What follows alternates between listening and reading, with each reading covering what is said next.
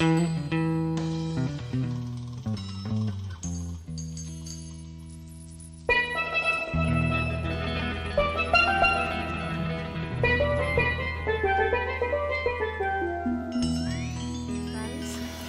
morning, Jamila.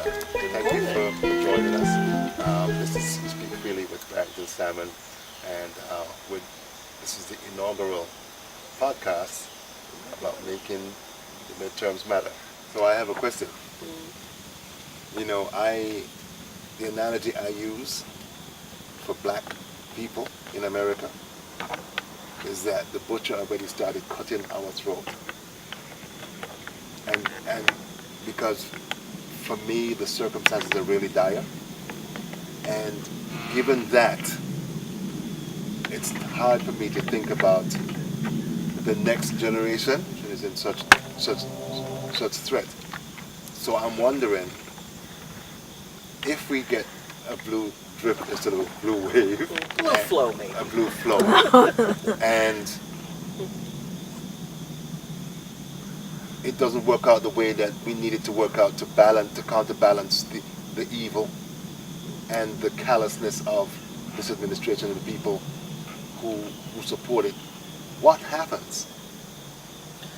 Well, okay. First of all, Do you agree with my assessment? I think your assessment is an apt one.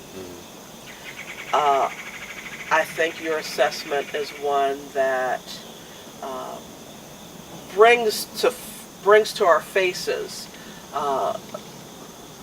the severity of the problem. I have to remind myself that there was a time when on this planet there were 10,000 of us, and the species bounced back. I have to remind myself that everything is cyclical. Even though we as a species may not have recorded it, may not have known of it, there have been and there will be mass extinctions again. Now, what does that mean for my poor black self sitting in Washington, D.C. on this little dot on this big blue spinning ball? It means that for black people in this country, it's long been go time. It's long been time to stand up and say, we who have been here, we who have never gotten our due, we're going to need to have those conversations again. And they need to be more than just talk. We need to have structures in place where we address the fact that it's safer to have a black baby in Costa Rica than in the U.S. We need to address the issue that infant and maternal mortality in educated black women over 30, who are the demographic that we've been told should be having babies that do well, yet we're not. Those issues have to be addressed.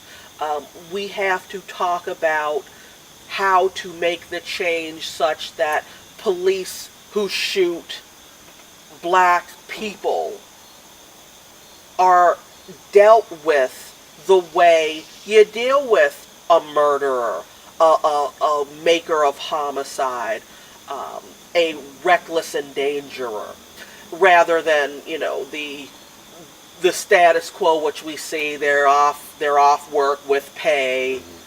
There's a week without pay, and the victim caused their own death.